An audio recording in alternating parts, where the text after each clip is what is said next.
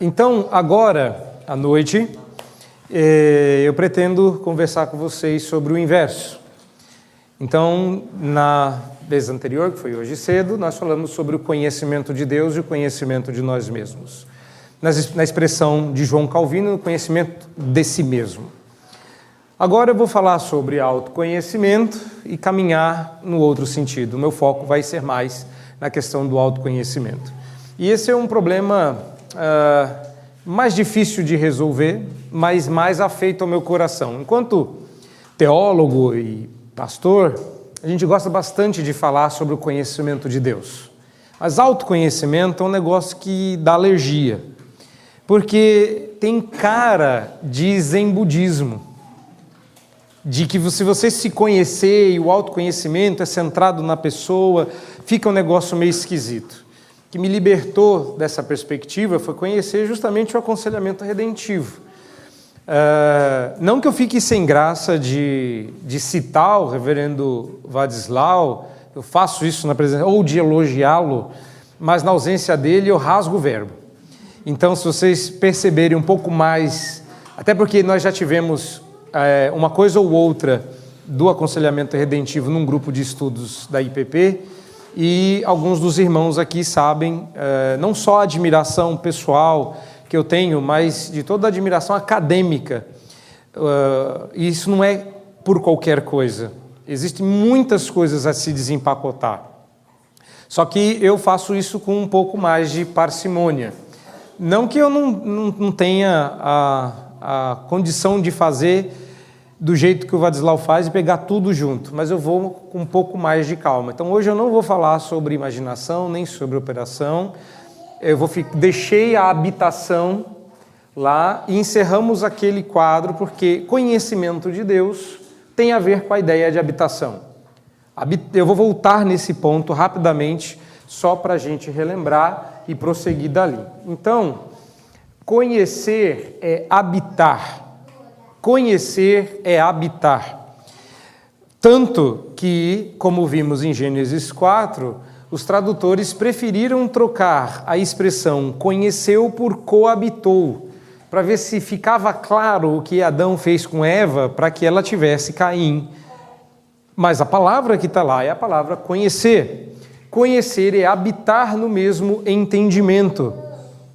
Quando a gente fala sobre o conhecimento de Deus, como é que a gente encaixa essa definição de conhecimento com o que a gente já sabe sobre conhecer a Deus?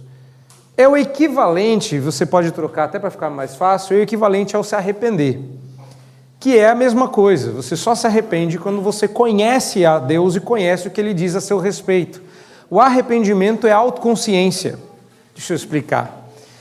A Bíblia não diz que você deve... Vocês já ouviram isso, foi dito aqui, inclusive. Que você não deve nem pedir perdão, nem pedir desculpa. Não que tenha algo errado em pedir perdão, mas o ideal é que você confesse. Mas você só vai se arrepender no dia que você concordar com o que Deus diz a seu respeito. Deus diz que você é pecador. E você não gosta disso. Ninguém gosta de ouvir que não é a maravilha que pensa que é. Algumas semanas atrás, eu visitei uma pessoa enlutada e ela comentou publicamente, sem muita vergonha, que ela não gosta de ir mais à sua igreja porque mudou o pastor e com a mudança do pastor mudou a mensagem. E ela gostava mais do antigo pastor porque ele não falava que ela era pecadora. Eu não estou brincando. E ela disse mais, ela disse, eu já tenho a autoestima baixa. Se o pastor ficar falando que eu não presto, eu acho que eu não presto de verdade. E eu pensava comigo, entendeu? Agora, como é que eu vou falar isso para ela sem ser expulso? Não é? Esse é o ponto, a gente não gosta. O que é habitar no mesmo entendimento? É quando Deus diz alguma coisa e você concorda com Ele. Não é que você concorda do tipo, tá bom, você é Deus, eu não vou revidar, melhor concordar do que apanhar. Não é criança que obedece com medo de apanhar, é criança que obedece porque entende que aquilo é o melhor para ela. Você nunca vai ver exceto se você tem aí uma criança que já está pronta para ir para o céu, trasladada, ela de agradecer a correção que ela recebe. Pai, mãe, eu sei que vocês estão fazendo é bom para mim, e eu sei que com isso eu vou crescer no conhecimento de Deus e no amor, e que o que eu fiz é errado e merece e precisa ser punido. Se uma criança faz uma confissão dessa, você abraça, você não bate, você não corrige. Mas habitar no mesmo entendimento é exatamente isso. Conhecer a Deus é habitar no entendimento que Ele tem de si. Ele diz quem Ele é, e você concorda que o que ele disse a respeito dele é verdade. Você e Deus habitam no mesmo entendimento. Ele como Criador, você como criatura. No momento em que nós habitamos em Deus, nós o conhecemos. O termo habitação aqui compreende toda aquela nuance, só para relembrar, já li isso de manhã, compreende toda aquela nuance de conhecimento, ele é totalmente baseado na doutrina bíblica da revelação. Especialmente, ele se refere ao encontro da graça de Deus pela fé, lembrando que várias vezes o pastor Vadislau falou do que é graça, que é um movimento de Deus em direção ao homem, mas esse movimento só é identificado e percebido pela fé, por isso que a fé habita. Então você precisa, para entender o modelo, conjugar os verbos corretos. Eu sei que nós não fala direito português, mas vamos conjugar os verbos corretamente. Fé habita, esperança imagina e amor opera. Aí você decorou 1/3 do modelo. Fé sempre habita, fé não imagina. Pode até acontecer, mas vamos lá. É melhor dizer que fé habita, porque normalmente a gente vai se referir à fé como esse abraçar da revelação.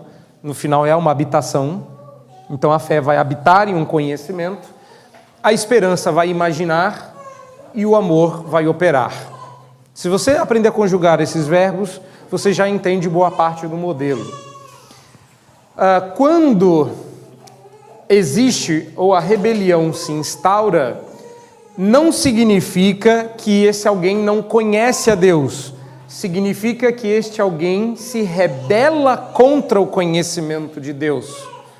É igual criança que sai do lugar onde ela está e é colocada no lugar que ela não quer estar. O que ela faz? Ela não vira e fala assim, papai, não gostei, põe eu de volta. Não, ela diz a mesma coisa, só que de outra forma. Como? Batendo as pernas e gritando e saindo correndo. Porque a gente parece que tem coceira de estar no lugar que a gente não quer. Já esteve num lugar desconfortável que você não queria estar lá, mas tinha que estar? Qual era a sua vontade? A mesma do seu filho, só que você é adulta, então você só fecha a cara. E é assim que a gente faz. Habitar com Deus é um problema. Por quê? Porque a gente adoraria estar onde Deus não está. Qual é o problema disso? Com Deus onipresente fica meio difícil, entendeu? Por isso habitar é um problema. Nós moramos na terra de Deus, na terra em que Deus habita. Qualquer lugar onde Deus está incomoda o rebelde. Então eu preciso negar a existência dele. É tipo fingir que ele está invisível e que a gente não está vendo ele. Isso é a rebelião da habitação da fé. Deus está ali, e a gente está fingindo que ele não está, só que sem a parte do engraçado. Bom, habitação, portanto, é o encontro do homem com o conhecimento de Deus, sua pessoa e seu propósito, e com o conhecimento de sua obra, isto é, da criação e da criatura humana. Nesse aspecto, a habitação é tácita. Nada disso você está ouvindo pela primeira vez. Tá? Estamos relembrando. A habitação é tácita. Porque a percepção de Deus acontece tacitamente. Essa habitação é recebida pela fé ou rejeitada por uma fé rebelde. Então ela é inicialmente formada sem palavras, senão não seria tácita. E então verbalizada como proposições de uma biocosmovisão. Então a primeira habitação é tácita, é o momento em que a gente conhece a Deus e não consegue verbalizar, e depois a gente consegue categorizar isso. E eu acho que boa parte dos problemas começam aí. Dito isso, que é algo que a gente já viu, embora aqui eu esteja, pelo menos nesse slide, indo um pouquinho além, me permita avançar no tema de hoje. O que é que nós vimos de manhã? Nós abrimos em Romanos 1, 18 a 21, e vimos que Deus não está feliz com o fato de que as pessoas, recebendo o conhecimento de Deus, rejeitaram o Deus conhecível, não o conhecendo. De modo que ainda que Deus deixe clara e permita que a gente perceba essa clareza, o coração rebelde nega isso. Nega que Deus possa ser conhecido na natureza e nega que Deus possa ser conhecido no coração. E eu vou chegar já num slide bem interessante, se não polêmico, sobre isso. Então, a Confissão de Fé de Westminster vai dizer algo que nos ajuda a fazer a transição. Ainda que a luz da natureza e das obras da criação e da providência, de tal modo, manifestam a bondade, sabedoria e o poder de Deus, está lá, Romanos 1, que os homens ficam, por isso, inexcusáveis, todavia não são suficientes para dar aquele conhecimento de Deus e de sua vontade necessários para a salvação. Então, observe. O conhecimento que a gente tem de Deus vindo da natureza não tem poder para nos salvar. Não é porque eles sejam simplesmente insuficientes, mas porque eles não foram projetados para isso, não podem alcançar a suficiência da salvação. Quando Deus criou o mundo e botou o homem no mundo, não tinha necessidade de salvar o homem. O homem era perfeito, estava em perfeita comunhão com Deus. E a gente sabe que a comunhão era tão completa e tão plena que o homem não tinha vergonha de Deus. Ele se sentia tão à vontade com Deus que ele se encontrava com Deus pelado, sem roupa. Quando ele pecou, ele ficou com tanta vergonha que ele inventou um negócio chamado atrás da moita. Porque pensa bem, Deus é invisível, onipresente e onisciente. Aí Deus aparece, e como é que Adão sabia que Deus não estaria atrás dele? Porque Deus estava se materializando possivelmente. Mas foi meio bobo. Porque eu estava nu, me escondi. Você sempre esteve, qual é o problema agora? Não é o fato de você estar nu que é um problema. O problema é a perspectiva com que ele passou a olhar e agora se fazia necessário uma nova revelação que pudesse conduzir o homem de volta para Deus. E para isso as árvores, o rio, os céus, a terra, o mar não eram mais suficientes. Necessitávamos de uma nova revelação. Bom, dito isso, guardem isso no coração, vamos abrir em Romanos 1. Não 18 a 21. Vamos ler os primeiros versos desse capítulo, versos 1 a 6. Porque o que é que você tem lá? Você tem o primeiro cadastro de rede social da Bíblia. A pior parte de um cadastro na rede social é a pergunta: quem sou eu? É o seu perfil. Eu acho isso horrível. Porque eles não perguntam assim, quem é você? A pergunta é sempre filosófica. A pergunta, quem sou eu? 2 pontos. Aí você fica, eu sabia, eu sou eu. Mas não dá para escrever só isso. E a gente quer inventar um monte de coisa, ninguém lê aquilo. Aquilo é só para você entrar com crise na rede social. Você já entrou no perfil de alguém para ler o que ela escreveu sobre quem ela é? Blog. Você já entrou lá, autor, quem sou eu? Não. Geralmente quem sou eu está uma foto, né? Quem sou eu? Parece que a imagem diria tudo. Mas o que me chama a atenção é como Paulo tinha um autoconhecimento tão apurado. Já repararam nisso? Paulo começa suas cartas dizendo: quem sou eu? E ele não gagueja, ele não tergiversa. Ele sabe quem ele é. Dá uma olhadinha aí. Quem lê para nós aí dos versos 1 a 6? Olá, Paulo, servo de Jesus Cristo, chamado para ser apóstolo, separado para o Evangelho de Deus, o qual foi por Deus, outrora prometido por intermédio dos seus profetas nas Sagradas Escrituras, com respeito a seu Filho, o qual, segundo a carne, veio da descendência de Davi, e foi designado Filho de Deus com poder, segundo o Espírito de santidade, pela ressurreição dos mortos, a saber, Jesus Cristo, nosso Senhor, por intermédio de quem viemos a receber graça e apostolado por amor do seu nome, para a obediência por fé entre todos os gentios, de cujo número sois também vós, chamados para serdes de Jesus Cristo. A todos os amados de Deus, que estáis em Roma, chamados para serdes santos, graça a vós outros e paz, da parte de Deus, nosso Pai, e do Senhor Jesus Cristo. Eu fico imaginando uma saudação na igreja desse tanto. Isso é o graça e paz de Paulo. Amados do Senhor Jesus, graça e paz. Agora deixa eu explicar quem sou eu e por que graça e por que paz. Mas olha só que interessante. Reparou como o apóstolo Paulo fala como se ele se conhecesse? Ele se conhece, eu sei disso. Mas você seria capaz de escrever 6 versos como o de Romanos 1 a seu respeito? Repare, primeira coisa, vamos lá, os primeiros 3 versículos aí, ou 2 versículos, vamos lá. Eu vou interromper a leitura para você entender quão profundo é o que Paulo está dizendo aí. Primeiro, como é que ele começa? Calma, devagar. Primeira coisa que ele diz é o nome dele. Agora você está entendendo por que o Vadislau faz a brincadeira do nome? Vadislau. Vocês acham que só ele sofre disso? Não. Eu tive que fazer uma pregação na Direx do Mackenzie. Esse sobrenome, para que parassem de me chamar de Jonas Abdias. Aí estou sentado eu e Jonas. Eu não sei se vocês sabem, eu me chamo Jonatas. Eu sou Jonatas Abdias e do meu lado sentou um camarada chamado Jonas Madureira. Eu morei em Madureira, o que é pior, lá no Rio de Janeiro.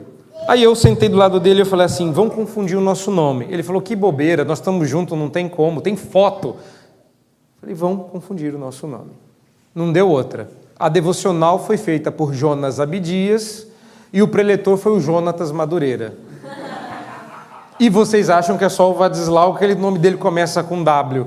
Imagina uma criança que tinha um nome por paroxítona. Quem é que ia colocar? Eu era chamado de Jonatas, Jonatás. Lá na África do Sul, eu passei 3 anos sendo Jonatás. Não tinha outro jeito. Por que Paulo começa com o nome? Porque ele não era Paulo no começo da história. Então ele vai se apresentar já com uma nova identidade, e eu vou mostrar isso aí no texto, que tem uma referência fora dele. A história dele era a história de Saulo, mas o homem que escreve essa carta não é Saulo. O homem que escreve essa carta é Paulo. Quem sabe de onde essa carta vem? Começa a se perguntar, Paulo? Paulo, não, rapaz, te conheço da época de Saulo. Não, eu sou Paulo, vírgula, o quê? Servo de Jesus Cristo, e aí é que está a referência. Agora olha a volta que ele vai falar. Servo de Jesus Cristo, depois? Chamado para ser apóstolo. Segue. Tudo isso tem a ver com ele. O Evangelho de Deus. Que mais? O qual foi por Deus, outrora prometido por intermédio de seus profetas nas sagradas escrituras. Aí, até aí. Repare como Paulo agora vai fazer uma volta teológica. Eu sou um servo do Evangelho, fui chamado para pregar o Evangelho, e aí vai falar do Evangelho. Mas essa não é uma apresentação da mensagem. Essa é uma apresentação do mensageiro, de Paulo. E Paulo não desconectou o que ele vai falar e o que ele faz de quem ele é. Ele é um instrumento dessa mensagem. Então, o autoconhecimento e o conhecimento de Deus estão tão entrelaçados. Aqui eu estou redimindo Calvino? Brincadeira. Mas vocês entenderam, né? Eu estou usando Calvino aqui para ir um pouco além do que Calvino disse. Os elos do conhecimento de Deus e do autoconhecimento estão tão entrelaçados que quando eu vou falar de mim, acabo falando de Deus. E quando eu falo de Deus, eu acabo falando de mim. Não sei por onde começo, não sei o jeito que eu termino. Eu só sei que se eu falar de Deus, eu termino com a obra dele por mim. Se eu falar de mim, eu termino com a obra dele em Cristo Jesus. Porque autoconhecimento e conhecimento do alto são duas faces da minha identidade. E Paulo faz toda essa volta do Evangelho e termina onde? Nele. Ele não parou de falar dele. Dá uma sensação quando ele começa a falar do Evangelho que ele mudou de assunto. E já entrou na carta, já começou a mensagem. Do Evangelho de Deus, falado pelos profetas, de Jesus Cristo que morreu na cruz e ressuscitou. E aí, de repente, ele volta e fala de si. Como é que continua o texto? Com respeito a seu filho, o qual, segundo a carne, veio da descendência de Davi, e foi designado Filho de Deus, com poder segundo o Espírito de Santidade. Você fala, até aí já esqueci quem era Paulo. Paulo, o que Jesus designado com poder tem a ver com Paulo? Continua. Espírito de Santidade pela ressurreição dos mortos, a saber, Jesus Cristo, nosso Senhor. É curioso como ele está se apresentando e acaba apresentando Jesus, né? Quem sou eu? Eu sou Paulo, o apóstolo, não sei o que, a saber, Jesus Cristo. Desculpa, eu perdi no meio do caminho. Você é Jesus Cristo ou é Paulo? Presta atenção. A saber, Jesus Cristo, nosso Senhor, por intermédio de quem viemos a receber graça e apostolado. Aí ele volta para ele. Por amor de seu nome, para a obediência por fé entre todos os gentios, de cujo número sois também vós, chamados para ser de Jesus Cristo. O mesmo Jesus Cristo que chamou ele, e assim vai. Ok, isso é só para mostrar que o autoconhecimento é possível e tem pelo menos um exemplo bíblico bem claro, e tudo o que a gente vai falar tem, de certa forma, um resuminho aí em Romanos capítulo 1. Agora nós vamos entender como isso funciona. Eu vou usar dois recursos. Eu vou usar um trecho das Institutas e vou usar um desenho. Porque às vezes é difícil, aí alguém fala assim, não tem como desenhar? Tem, então está aqui o desenho. Calma que vai aparecer um desenho ali, tenham calma. O texto é o seguinte: por outro lado, é notório que o homem jamais chega ao puro conhecimento de si mesmo. Reparem nas palavras jamais, conhecimento de si mesmo, até que haja contemplado a face de Deus, conhecimento de Deus, como falamos de manhã, e da visão dele desça a examinar-se a si próprio. O que você acabou de ler aqui nas Institutas de João Calvino é chamado no aconselhamento redentivo de habitação da fé. Se ainda não está claro, hora do desenho. Primeira coisa que você tem é o coração do homem. Para que esse coração se conheça, ele precisa dar um passo de fé, não no escuro, porque isso é operado por Deus em nossos corações. Nem vou falar de teologia básica, vocês já sabem disso. Mas qual é o verbo que a fé conjuga? É habitar. A fé habita. Para que haja conhecimento de Deus, de acordo com Calvino, essa fé precisa habitar em quem? Em Deus e no conhecimento revelado. Quando isso acontece, qual é o resultado? Autoconhecimento. O que é autoconhecimento? É o resultado final da habitação da fé no conhecimento de Deus. O que é autoconhecimento? É o resultado final da habitação da fé do conhecimento de Deus. Eu não tenho como eu me conhecer se eu não habitar primeiro no conhecimento de Deus e dele derivar identidade. Aí eu me conheço. Vide apóstolo Paulo. É assim que as coisas funcionam. O problema é que quando a gente vai falar de conhecimento do homem, a gente gosta de reduzir, e aqui eu vou bagunçar um pouco a cabeça de vocês, é assim, espero. A gente tem um problema, a gente tem a mania de reduzir o conhecimento do homem às suas partes. Novamente algo que o reverendo Vadislau já falou e eu vou entrar aqui um pouquinho mais de detalhes. A palavra para separar em grego é a mesma palavra para morte. Morte significa literalmente separação. De modo que se você separar o homem, você mata. Sabe criança que vai estar brincando no quintal? Isso não existe mais, né? Quem mora em São Paulo precisa de uma foto. O que é quintal? Eu nunca vi, né? Mas quem sabe, pelo menos teoricamente, o que é isso, você está com um bicho dentro do seu copinho, né?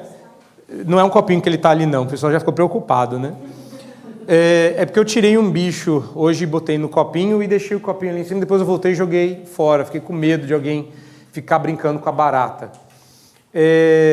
Mas já viu que criança pega bichinho, inseto, aí quer saber o que tem dentro, aí abre o bichinho, separa ele em partes, depois monta de novo e o bicho não volta? Por quê? Separou, o que acontece? Morreu. Agora, vamos separar o homem para entendê-lo. Se você entender o homem depois que você o separou, você perdeu o homem. Então, a primeira coisa é, separação é ruim. Segunda coisa, existem algumas formas de separar o homem, todas elas erradas, mas a gente gosta de separar. A gente gosta de estudar cadáver, a gente aprende a lidar com gente viva, brincando com gente morta. Eu acho isso esquisito, mas necessário. E para muitas pessoas, o homem é um ser tricotômico. Eu só vou corrigir aqui, porque eu imaginei que a gente tivesse médicos de plantão e tricotomia não é isso. Ok? Para vocês que não são médicos, não estão entendendo qual é a piada. Que literalmente tricotomia significa cortar os pelos fora. Não. Na teologia, tricotomia significa outra coisa.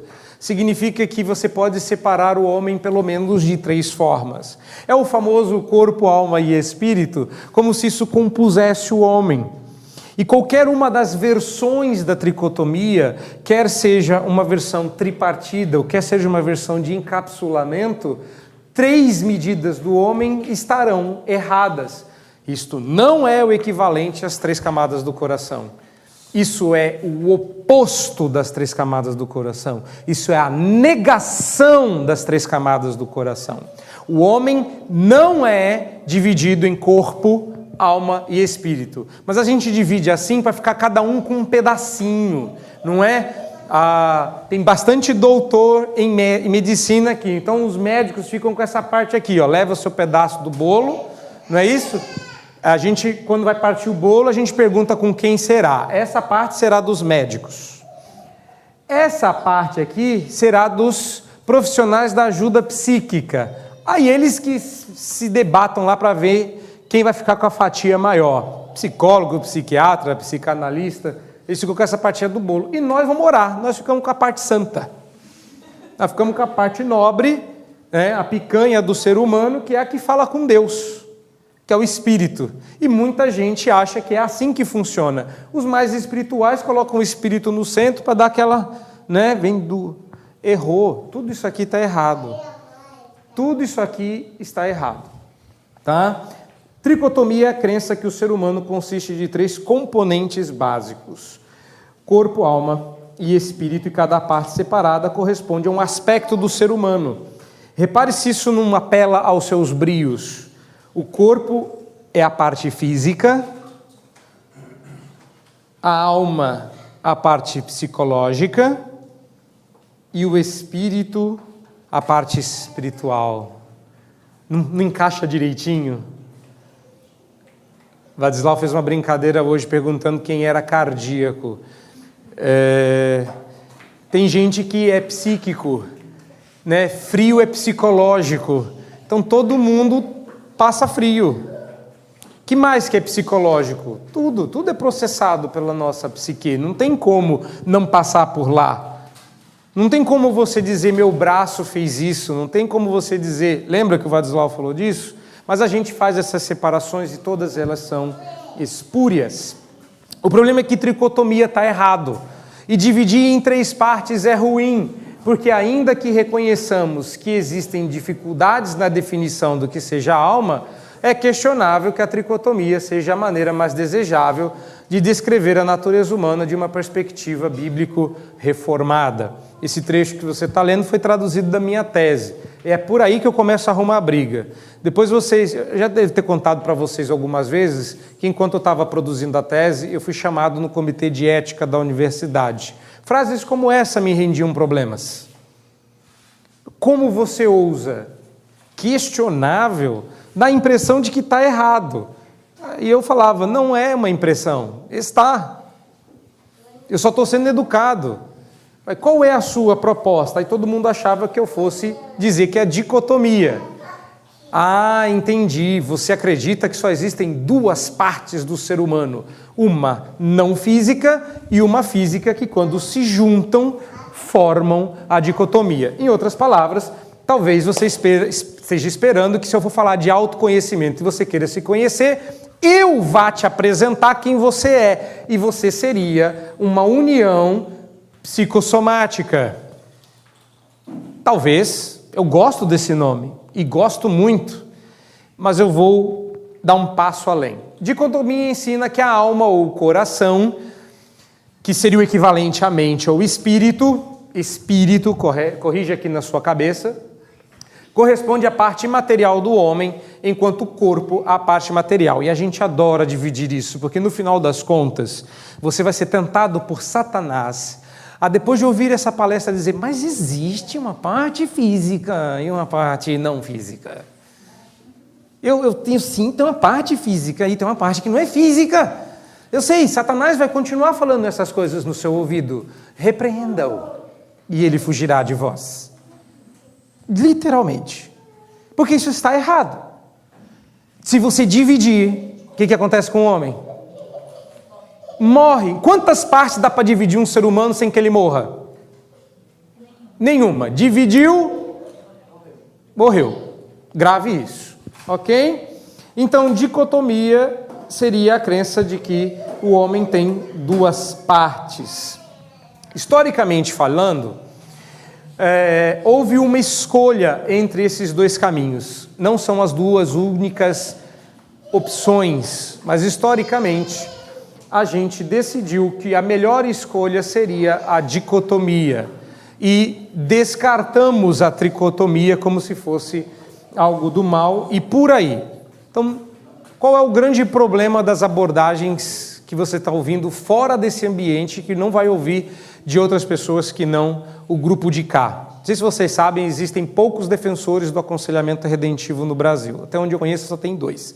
E os 2 vieram para o acampamento. Ok? Então eu dou aula e falo assim, porque a nossa escola, e um dia alguém perguntou, alguém um dia perguntou assim, professor, quem são as pessoas da escola do aconselhamento redentivo? Eu falei, até agora eu e o Vadislau, quer entrar? Né? Então a nossa escola, a escola do aconselhamento redentivo, ela não vai caminhar exatamente por aqui. Porque dicotomia ainda separa o homem. E o que a gente tenta tirar de proveito dessa perspectiva, a perspectiva do aconselhamento bíblico, é que eles tentam dividir sem separar. Eu acho isso esquisito, não tem como. Depois que você divide, a pessoa só sobrevive por aparelhos. A junção é artificial. Separou, não tem como colar de novo. Não tem como voltar. Fica Frankenstein. Não tem como botar uma alma de volta nesse corpo. Então, eles dizem que essa divisão dupla está intimamente unida. Já separou, não adianta você tentar unir, porque o que Deus uniu, o homem não devia separar.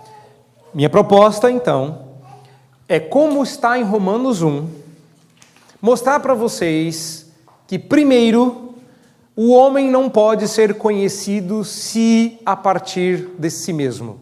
Se você fizer isso a partir dele mesmo. Paulo, vamos voltar lá. Paulo, quando vai se apresentar, quando ele vai falar quem ele é e vai demonstrar um conhecimento absurdo a respeito de si mesmo, ele aponta para uma referência fora dele. Nós sempre faremos isso. A diferença é para quem estamos apontando. Trocando em miúdos, qual o nome disso? Se você é evolucionista, você vai falar macaco, você vai falar pedra, você vai falar sopro primordial. Para onde você apontar, você está querendo saber quem sou eu. Eu sou isso, eu sou isso, eu sou isso. E o tempo todo Deus está dizendo, não, você é isso. Você é isso.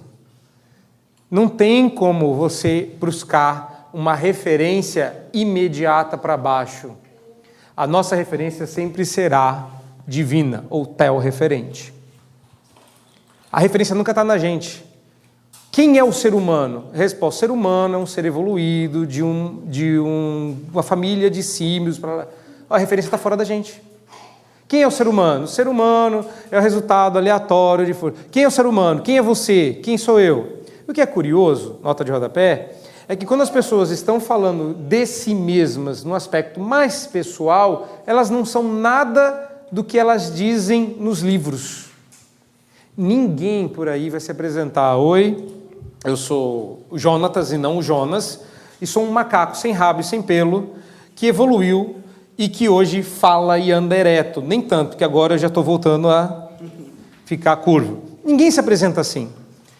Mas Paulo, quando vai se apresentar, ele apresenta a referência dele. Eu sou Paulo, que foi chamado para pregar o evangelho de alguém que morreu e ressuscitou pelo poder do Espírito Santo, a saber, Cristo Jesus. Ou seja, minha identidade tem uma referência tão bem ligada a Cristo, que quando eu vou falar de mim, sai Jesus. Agora eu vou falar de Jesus e termino com eu acredito nele e fui salvo pelo que eu acabei de falar. Fala, não, fala só de Deus. Não tem como.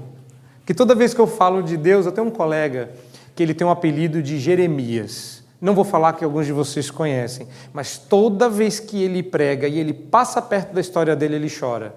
Porque não tem como ele falar de Deus sem falar do que Deus fez na vida dele. Não tem como ele falar do que Deus fez na vida dele sem ele se emocionar.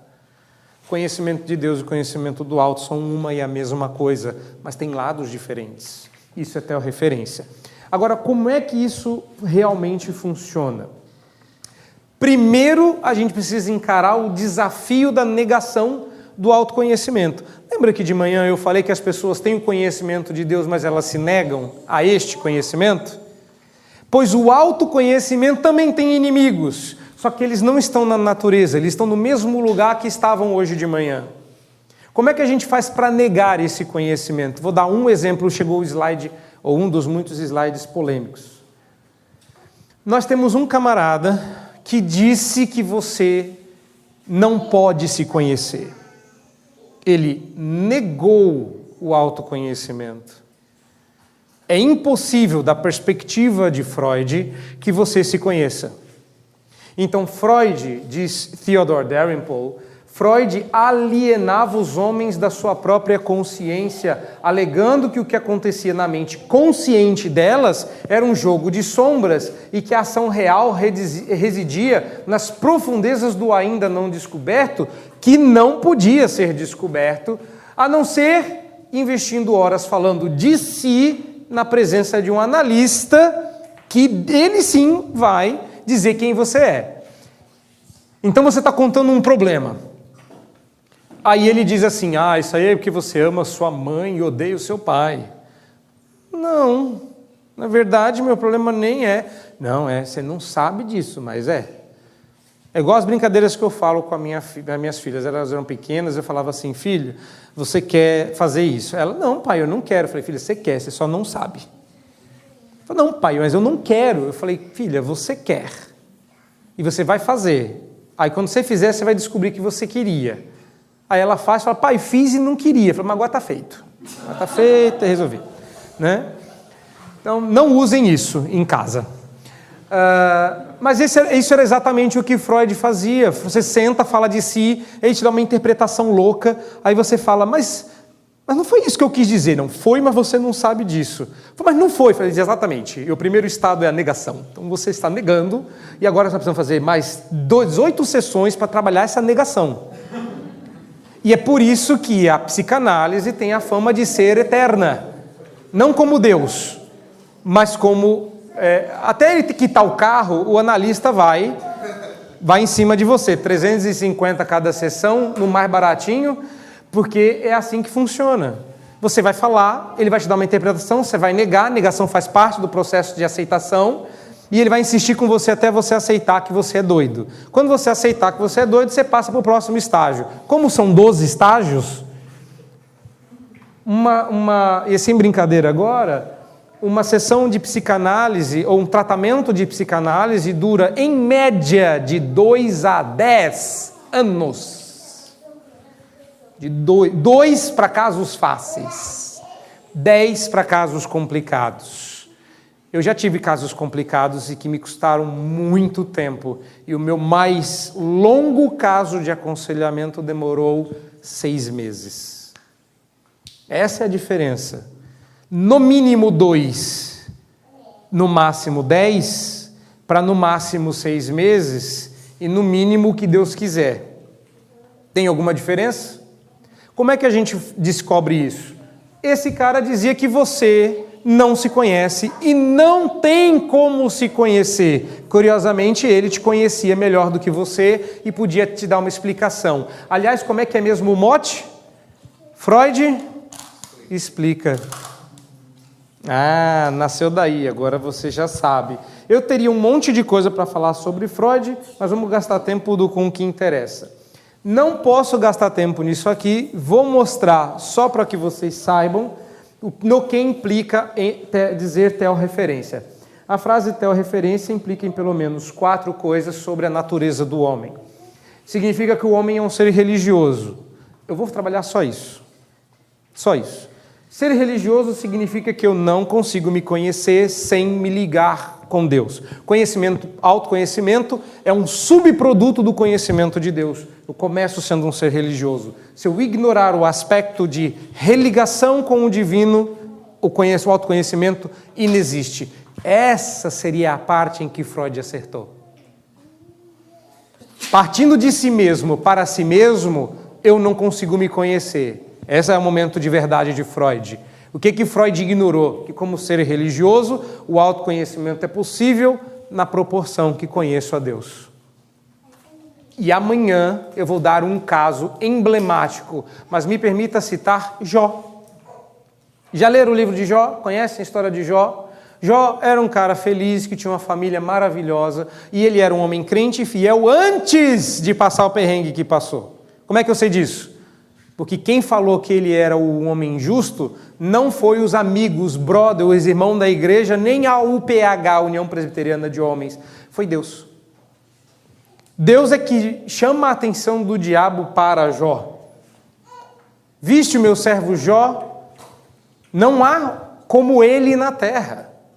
Ah, é? Então vamos mexer, vamos sacudir para ver se ele permanece de pé. Deus disse que ele era quem era. Deus não se vê pela aparência.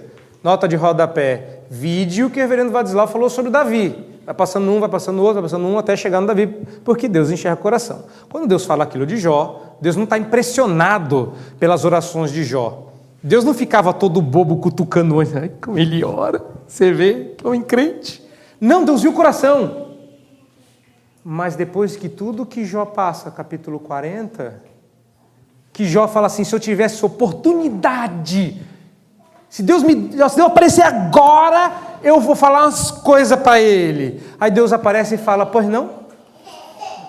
Aí Jó fala, é exatamente isso que Jó falou, porque Deus começa a falar assim, eu vou deixar você fazer as suas perguntas. Mas antes, uma palavra dos nossos patrocinadores. Onde você estava quando eu criei o mundo? Onde você estava quando eu criei os animais? Onde você estava? Onde você estava? Onde você estava? E o resultado final não é Jó falar assim, falei do que não sabia, o Senhor me perdoa. Não. Foi autoconhecimento. Não. Piquei o fumo, né? Você vai falar assim, não foi autoconhecimento. Ele falou, antes eu te conhecia de ouvir falar, mas agora os meus olhos te veem. Foi conhecimento de Deus, não foi autoconhecimento. Foi autoconhecimento, porque no minuto seguinte ele é Deus. Por isso, me abomino no pó e na cinza. Ele falou, eu sou pequeno demais para responder o que eu poderia ver, que dirá o que eu não testemunhei. Autoconhecimento foi um subproduto do conhecimento de Deus. Vai ficar um pouquinho mais claro esse aspecto amanhã, quando eu pegar um caso inteiro e encaixar o sistema inteiro em um único caso. Porque aqui fica muitos casos, muitos textos. Singular, plural, porque ele é um único ser, mas macho e fêmea. Ele é criativamente receptivo, porque o homem não cria nada do nada. Tudo que ele cria é um subproduto de algo já previamente criado. E ativamente redentivo. Não dá para explicar tudo isso, mas a ideia é que a gente vai tentar resolver o problema. Ninguém consegue ver um sapato no chão que alguém esquece e não tentar devolver e resolver o problema. Isso é ser ativamente redentivo. Exatamente, eu não fiz de propósito a primeira vez, agora eu fiz. Porque está em nós, a gente não raciocina. Se você está andando atrás de alguém no metrô com uma criança e essa criança deixa cair um brinquedo, o que você faz? Você chuta? Não, você pega para você. Qual que é a sua primeira reação? Oh, você esqueceu. Ou seja, algo errado aconteceu, cabe a mim resolver. Quer ver a primeira atitude ativamente redentiva? E tô pelado, vou resolver meu problema.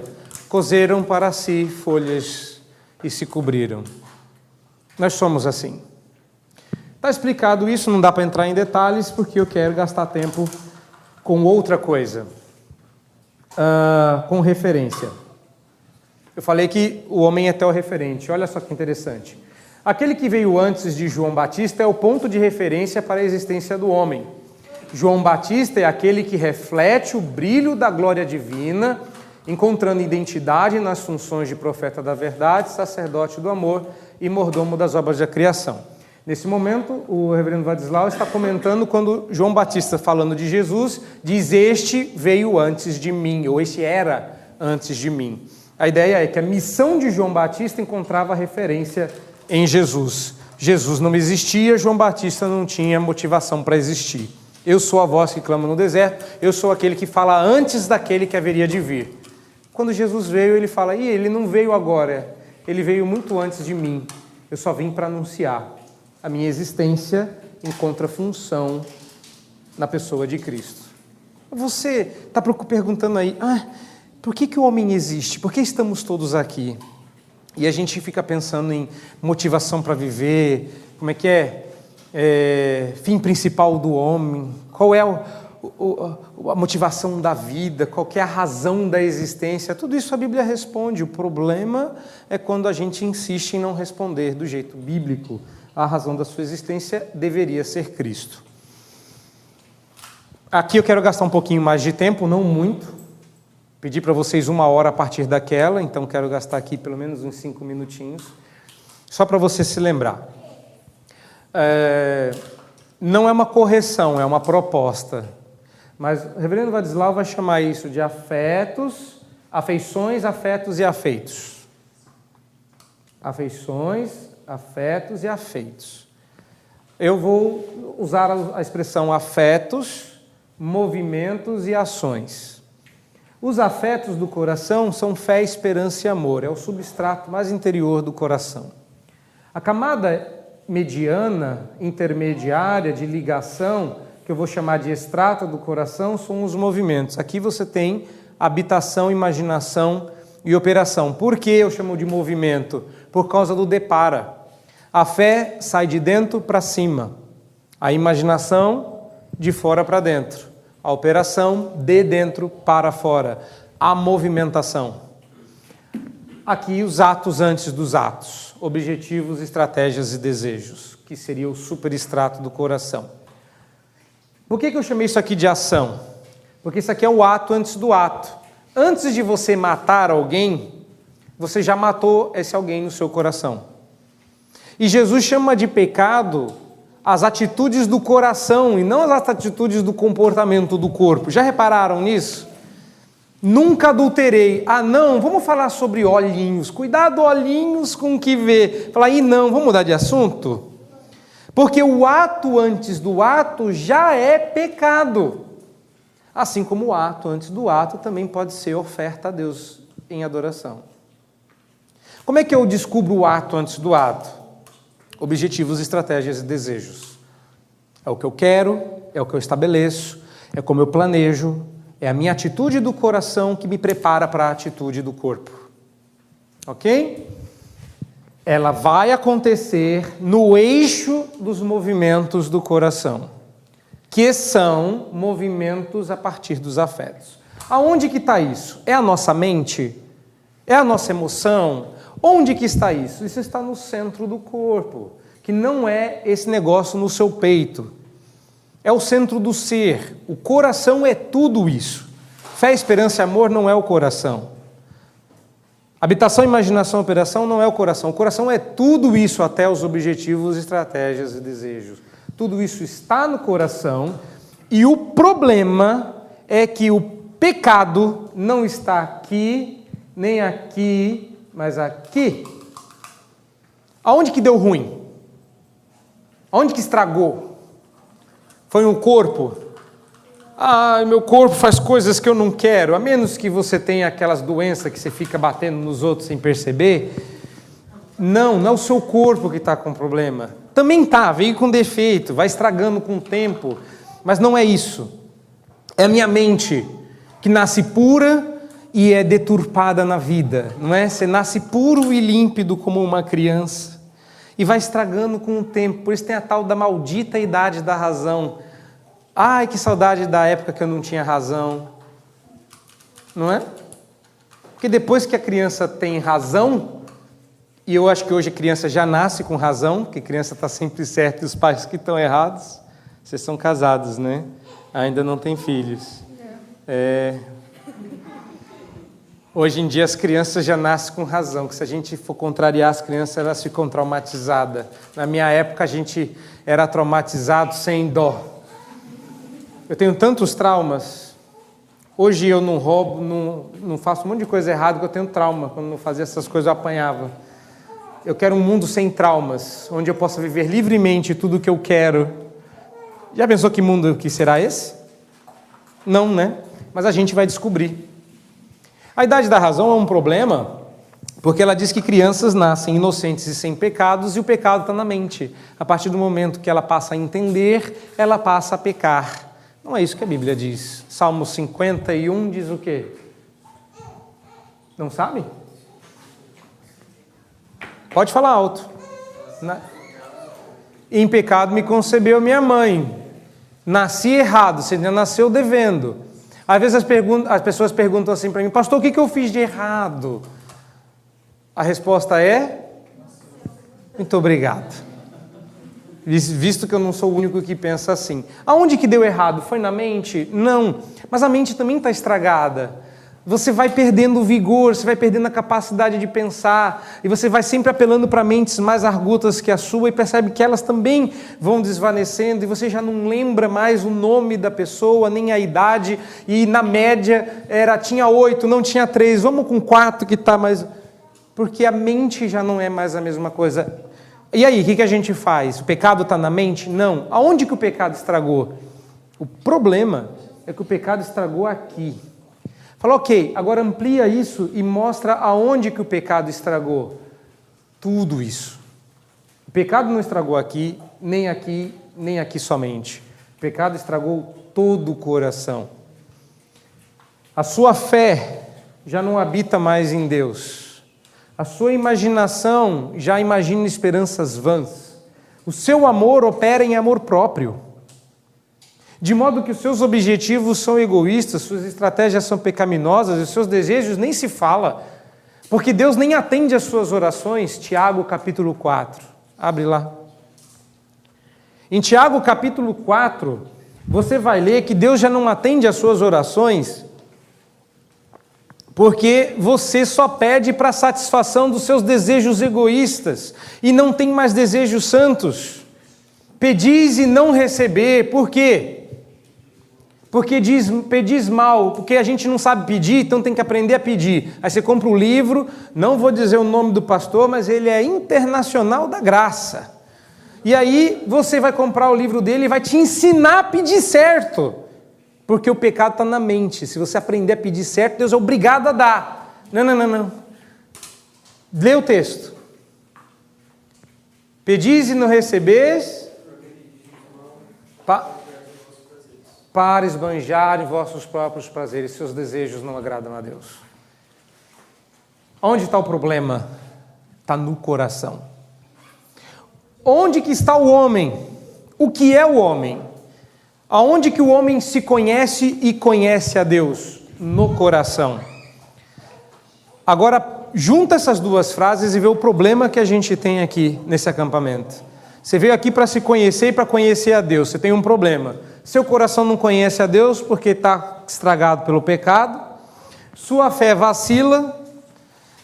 Sua imaginação não é mais a mesma e sua operação está ruim porque seu amor, sua fé e sua esperança estão comprometidos, assim como os seus objetivos, estratégias e desejos. Conhecimento de Deus está prejudicado, conhecimento de si mesmo está prejudicado. Tem como a gente conhecer a Deus só usando o coração? Não. Tem como a gente se conhecer usando só o coração? Não. Como é que a gente faz para ter conhecimento do alto e autoconhecimento então? Alguma sugestão? Eu sei que vocês estão esperando que eu fale, eu sei a resposta, mas vamos lá. Vai que você sabe também. Nenhuma? Então é isso, né? A gente sai aqui sem se conhecer e sem conhecer a Deus. Aonde que a gente conserta isso? Como a gente conserta isso? Com isso aqui, ó. Traduza. É isso, a palavra. Qual é a espada do Espírito que penetra até as profundezas, capaz de discernir os pensamentos do coração? Hebreus diz isso. Hebreus 13, não é isso? 3 e 4. Lê lá para nós. Olha só que bagunça, né? Você fala, nossa, essa volta toda e você vai parar no texto de Hebreus 13, 4, segundo o nosso irmão. Vamos dar uma conferida lá? Eu podia ir direto nesse texto e falar assim, irmãos, tricotomia é pecado, e vamos fazer exegese de textos que falam que o homem é divisível, blá, blá, blá. Não. Esse outro caminho que aborda esse texto e essa perspectiva, ele tem que ser diferente, porque assim faz sentido. É o inverso, né? Ok, então Hebreus 4, 12 e 13. Eu falei invertido. Hebreus 4, 12 e 13. Lê para nós aí, Breno. Porque a palavra de Deus é viva e eficaz e mais cortante do que qualquer espada de dois gumes e penetra até o ponto de dividir a alma e espírito, juntas e medulas, e é apta para discernir os pensamentos e propósitos do coração. Isso. Não há criatura que não seja manifesta na sua presença. Pelo contrário, todas as coisas estão descobertas e patentes aos olhos daquele a quem temos que prestar conta. Olha que interessante. Agora liga, olha que momento para esse texto aparecer na sequência de argumentos.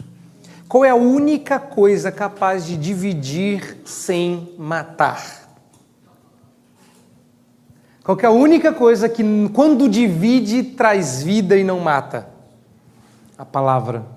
Por quê? Porque ela vai dividir o coração. É por isso que lá diz assim, ela divide alma de espírito, juntas e medula. Ela não está dividindo como a gente divide, corpo e alma. Porque quando isso acontece, dá ruim. Ela está falando assim, dá para dividir a própria alma. Dá para ir no cerne e discernir os pensamentos do coração. Aí o que diz o texto? Qual que é a continuação? Depois que ele dividiu tudo, chegou lá no finzinho, o que ele diz? Que não há criatura alguma o quê? Encoberta, ou seja, ela é a única capaz de revelar quem Deus é e revelar quem você é. É a Escritura que te dará autoconhecimento. Não é você ficar com mindfulness em si mesmado. Vadislau conta uma história que, você sabe que eu sou muito visual, já falei isso para vocês, eu imagino as coisas. E alguns de vocês já viram que eu sei dar mortal. E aí o Vadislau contava a história do cara que dava um mortal, só que na hora ele ficava empolgado e gritava, enfiava os pés na boca. É um acidente. Aí ele enfiou conhece essa história de um primo dele? Tem um primo dele que sumiu assim. Que ele deu um mortal, enfiou os pés na boca e no acidente ele se engoliu e sumiu no ar.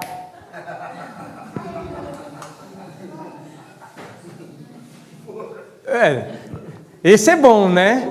O problema é que não dá para conferir que como esse primo dele sumiu, a gente não tem, ou a gente acredita no relato, ou como é que a gente fica? Não tem como você se conhecer.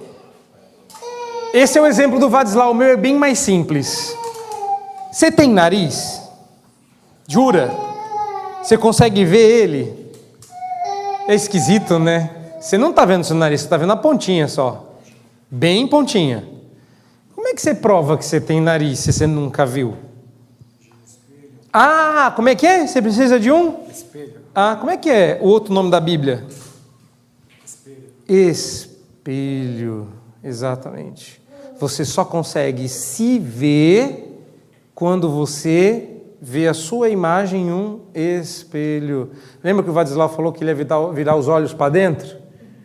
Então, não tem como. Como é que você vai se conhecer? Não tem como. Como é que eu faço para me conhecer? Eu preciso me olhar de fora.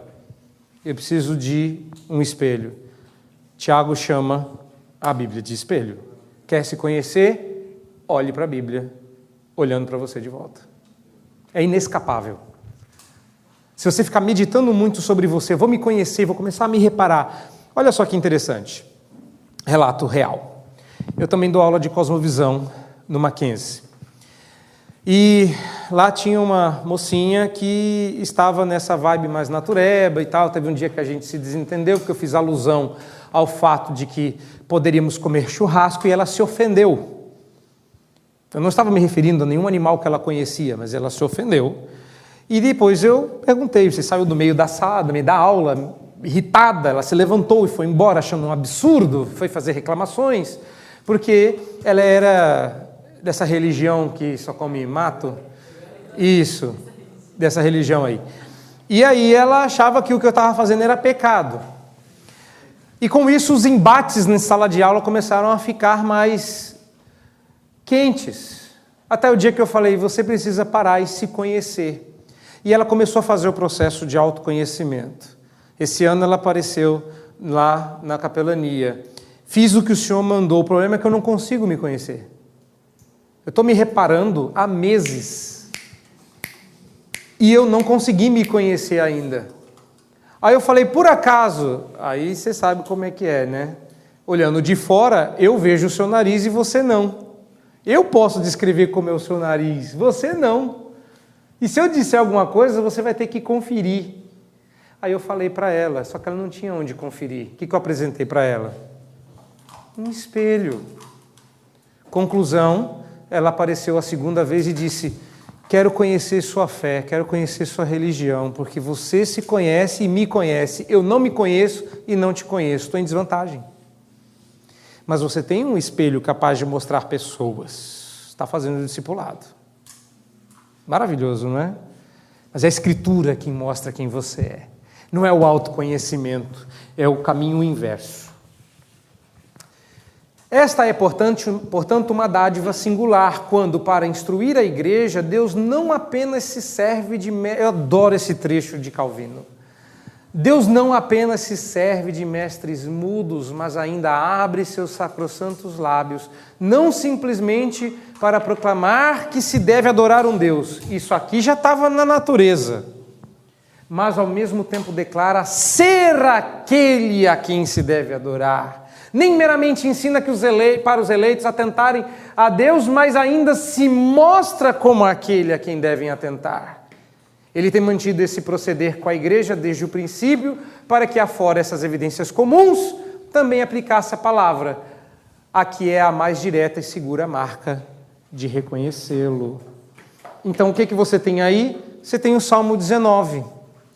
Abre o Salmo 19 rapidamente, sei que são muitos textos, por isso que amanhã eu vou me concentrar só em um. Abre o Salmo 19 e anota o esboço do sermão. Esboço facinho. O que é que você tem em Salmo 19? Primeira divisão, 1 a 7. Ou 1 a 6, né? 1 a 6. O que tem aí?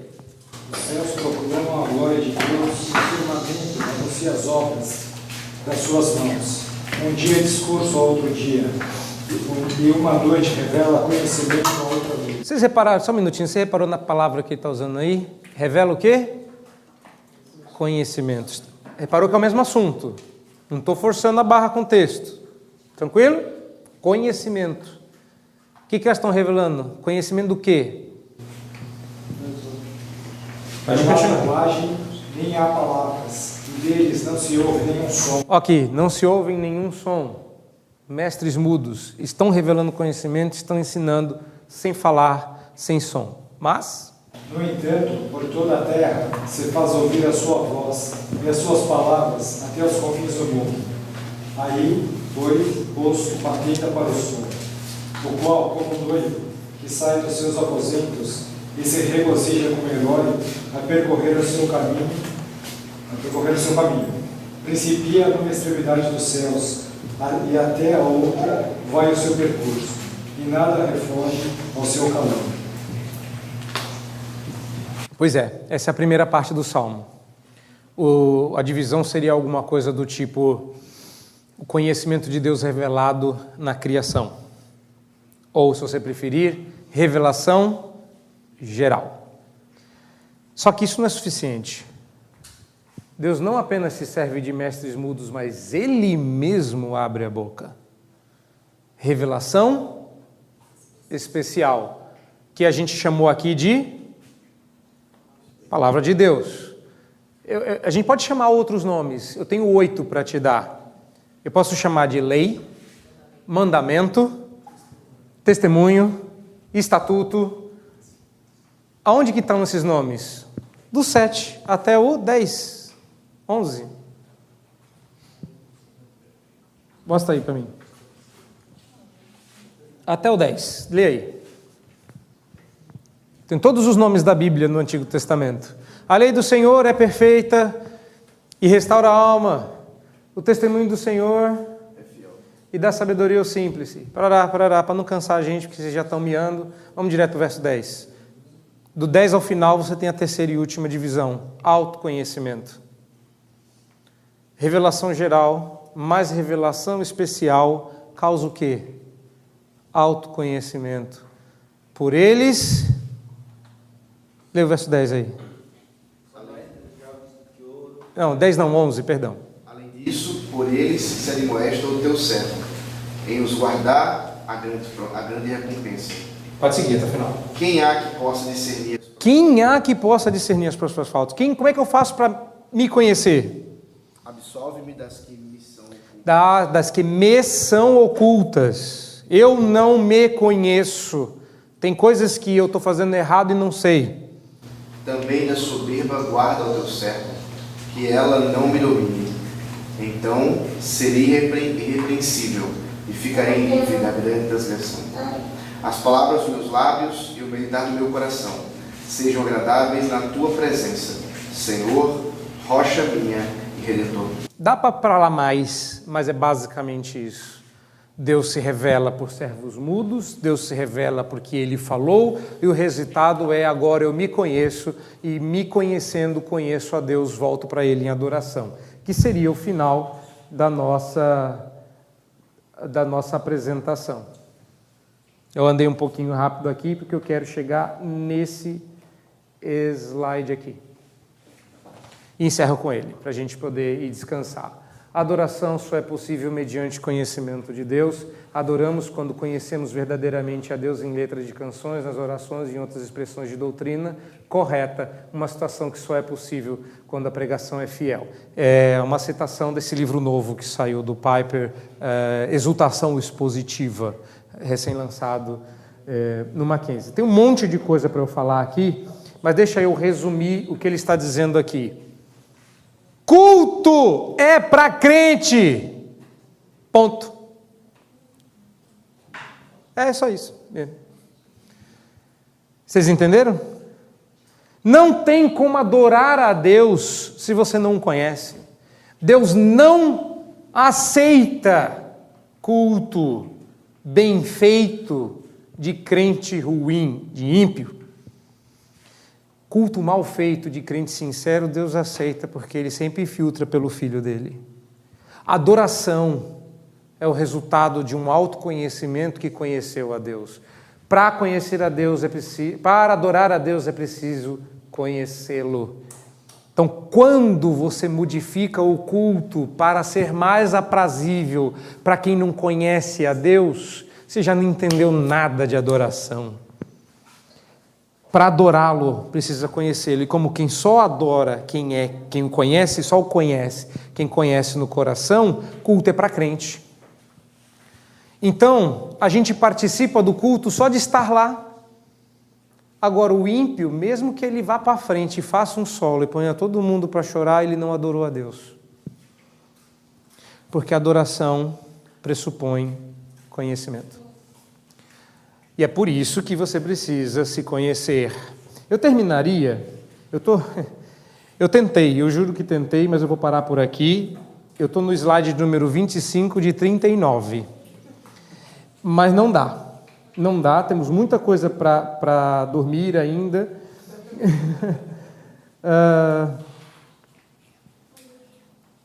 Eu gostaria só de terminar lendo 2 textos com os irmãos, ou 3. Rapidamente, para encerrar, João 1,10. Eu vou ler só João 1,10, aí amanhã eu volto no segundo texto. Ou não. Não volto não. Mas eu vou encerrar com João 1,10, para encerrar. Vou encerrar mesmo. Vamos lá. João 1,10, o que diz aí? O verbo estava no mundo. O mundo foi feito por intermédio dele, mas o mundo não o conheceu.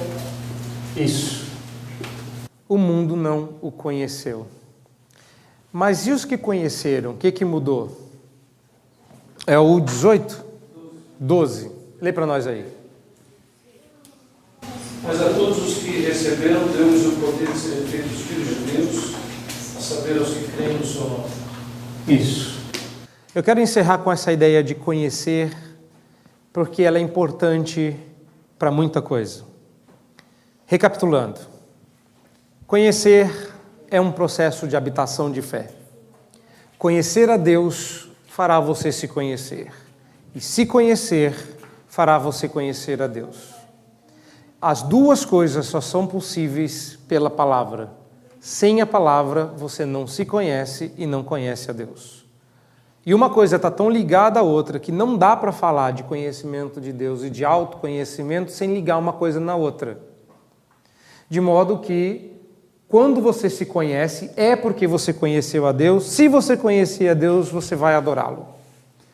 Não tem como não terminar em adoração. E adoração não é necessariamente culto, mas é também. E a gente adora a Deus, isso simples fato de conhecê-lo. Que a gente acabou de fazer, e seja lá o que está acontecendo no seu coração. Se você entender um pouco disso, se você hoje sai daqui consciente um pouco mais de quem você é, à luz de Cristo, você já adorou a Deus. Essa é a parte mais legal. A gente está querendo tanto ser relevante nesse mundo, ter um culto agradável a Deus, quando a coisa é muito mais simples. Vem daqui. Primeiro Deus conhece o seu coração e depois Ele conhece a sua liturgia. Conhecer é um relacionamento íntimo de amor. Você não vai se conhecer se você não conhecer a Deus. Você vai se odiar. Você vai se maltratar e maltratar os outros. Você vai ser odioso e odiento se você não conhecer-se à luz do conhecimento de Deus. Amanhã, então, como eu prometi, hoje mais simples de manhã, hoje teologia bíblica, um monte de texto, e amanhã eu vou focar em um texto só e vou expor ele à luz de tudo que a gente conversou aqui. E pretendo mostrar como é que Deus muda a habitação de fé, qual é o resultado das mudanças de uma imaginação da esperança e o que Deus espera que a gente opere em amor. Mas tudo em um único texto. Aí a gente começa a ver se esse monte de peça que a gente distribuiu se encaixam e formam uma imagem. Na esperança de que vocês vão aguentar até amanhã, eu encerro por aqui. Não vai ter pergunta, mas eu vou perguntar se tem, e vai que. Irmãos, se alguém tiver alguma dúvida e quiser fazer alguma pergunta, eu estou à disposição. Pois não. Jonatas, na promessa de... Eu gostei, ele acertou meu nome. Então, Jonatas Madureira. Não. Tava bom, devia ter ficado calado, tinha levado, né? Espera aí que ele vai ligar lá. Alô? Então, na promessa de Jesus ao ladrão da cruz, que o ladrão estaria com Jesus no paraíso, naquele dia mesmo, e na colocação de Paulo sobre partir e estar com Cristo, ou ficar e estar abençoando a igreja e evangelizando, nessas duas situações não haveria... Baixa um pouquinho, está muito... Haveria divisão de corpo e espírito ou não? Boa pergunta. Não, e sim. Quando a gente divide... Não conseguiu. É o seguinte, Paulo falou de ir ao céu e voltar. E Jesus disse para o ladrão da cruz que naquele mesmo dia estaria com ele no paraíso. E a pergunta é, ok, ali então houve divisão corpo de alma, corpo de espírito? E a resposta é sim e não. Porque sim, dependendo de uma perspectiva. Por que eu posso dizer sim sem maiores problemas? Porque houve morte. Mas não porque não são partes constituintes do ser. É o ser. Quando você morrer, e a gente fala de Paulo e Jesus, a gente sempre acha que o negócio está muito longe. Quando eu e você morrermos, quem vai para a tumba? Não, você. Você. Quem foi para o céu estar com Cristo? Sua alma? Você. Lembra que a Bíblia não fala só de uma parte das pessoas, elas estão no trono clamando para o retorno de Cristo, via as almas e tarará, mas são as pessoas sem corpo. Essa divisão existe, obviamente. Não acho que a gente não deva dividir teoricamente. Mas o ponto é, se você pensa em categorias divisionistas, você não entende que o todo está aqui tanto quanto lá. Quem morre é a pessoa. Quem vai para o céu é a pessoa. Não é a parte dela, não é meu corpo, não existe isso. Essa divisão, ela é espúria, por isso chama morte. Mas é você. Deus te ressuscitará, te dando um novo corpo, porque já terminou a obra na sua alma. Então, acho que a divisão corpo-alma, ela não é ruim, ela só não é suficiente. Então, essa é uma das aspas críticas que eu faço ao movimento como um todo, que eu acho que o aconselhamento redentivo propõe melhor. As pessoas querem estudar a alma e querem estudar o corpo. Com gente viva não dá. Ou a gente estuda todo mundo, ou não tem conversa. Mas essa divisão, ela só faz sentido em situação de morte. Tragada foi a morte pela vitória. Não existe mais corpo e alma, volta a ser você. Como não existe corpo e alma? Não, existe você. Você não é corpo, você não é alma. Você só é você assim. Não, você é você. Você não tem meu corpo. Você não fala assim, você não vive assim, eu estou com uma fome no meu corpo. Não é? Quando você morre, a sua alma vai para Deus, o seu corpo fica na terra. Eu chamaria, sim, é o nome que a Bíblia usa, chamaria de corpo, chamaria chamaria de alma, chamaria de espírito, etc. O ponto não é esse, o ponto é em vida. A pergunta dele é, e quando a gente morre, dá para falar? Falei, finalmente dá. Mas não esquece, não trabalha com a categoria da divisão. Quem vai, só quando você falou nosso corpo, não, é você. Jesus na cruz falou para o ladrão, né? Hoje mesmo estarás comigo, é hoje mesmo o teu corpo com a alma vai estar comigo. Exato, porque quando ele falou da alma dele, ele falou dele. O ladrão da cruz poderia ter dito, e o corpo? Mas não foi, porque não importa. Então, quando a gente pensa, não estou, vamos voltar aqui devagarzinho, não estou negando que isso vai acontecer. Eu estou pedindo para que vocês não pensem nessas categorias. Ô, Jonatas, se eu puder ajudar a sugerir uma coisa... Pois não. Por exemplo, quando a gente ama, a gente não ama nem só com o corpo, nem só com a alma. Como Isso. é que ama? Ama de todo o ser. E há uma manifestação espiritual, mas há também um borbulhar da barriga. Sim. Há uma manifestação química, orgânica. Sim. E tudo isso é amor. Isso, E exatamente. Deus quer que assim seja, porque Ele nos criou Isso. espírito e corpo como um todo, e não em partes. A gente diz que os atos do coração se finalizam no corpo. A ideia é que, eu gosto muito dessa expressão de Doever, de que o corpo é a manifestação temporal da alma.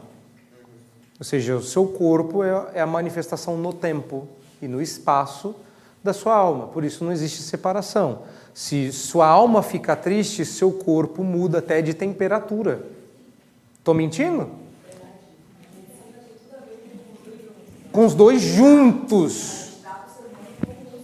Exato. E o aconselhamento também. Mas quando você divide, sabe o que eu não tenho? O conhecimento do corpo. Se eu divido, sabe o que ela ou ela não tem? O conhecimento da alma. E aí a gente para quando a gente poderia prosseguir. Então, se você parar de raciocinar na categoria, a divisão vai acontecer na morte. Mas ela é temporária. Porque quando Cristo voltar, acabou a divisão. Então, pensar em função da divisão é bobeira. Seria o equivalente a, sim, mas não só. Mas não só. Porque quando você sente o borbulhar no estômago, quando o famoso frio na barriga, ou borboletas no estômago, aquilo é físico ou é da alma? Não, é as duas coisas. Tem uma explicação física, mas... Sim. Eu estou tentando achar um espaço para te dar oportunidade, calma. Não, mas você já falou o que eu ia falar. Ah, ok. Sobre a falta, na verdade, é que não existe existência sem corpo e alma. Isso. Né? Porque quando nós Cristo voltar, as almas se encontrarão com os corpos ressuscitados. Isso. E aquilo que você falou que é temporal se torna eterno. Exato. É porque o ponto que você falou na sua palestra. Se dividir, morre. Se dividir, morre. Então, pronto. Isso. Da morte pode ser, você pode interpretar a divisão. O problema é que morreu. Exato. E por isso que você não pode pensar em categorias divisionistas, porque você pensa em função da morte. Nós não. Nós pensamos em função da vida. Sabe qual é o nosso problema? É engraçado como isso tem implicações. A gente não para de pregar o evangelho na morte da cruz. A gente para de falar de Jesus quando Jesus morreu na cruz. Mas o evangelho não é a morte de Jesus Cristo na cruz.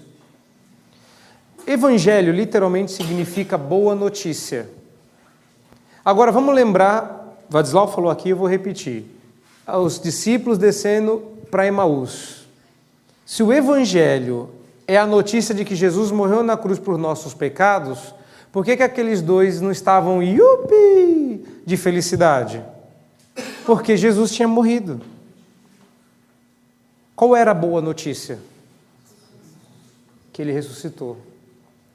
A gente já prega o evangelho errado. Como é que a gente quer entender o restante da teologia errado? É certo? Não tem como. Nós pensamos em termos de vida. Nosso Deus está vivo. Nosso Deus é Deus de vivos, não de mortos. Então a própria ideia de morte para nós se relativizou quando Cristo ressuscitou. Quem quer em Cristo não morre, antes passa da morte para a vida. O que isso quer dizer? Isso quer dizer que morte tem relações, assim como o coração. Você morre em relação a. Você morre em relação ao seu corpo, você morre em relação a Deus. Morrer é dividir, se separar. Quando você se une a Deus, você pode estar morto em relação a você mesmo. mas estará vivo em relação a Deus. Quando Cristo voltar, você volta a estar vivo em relação a você mesmo.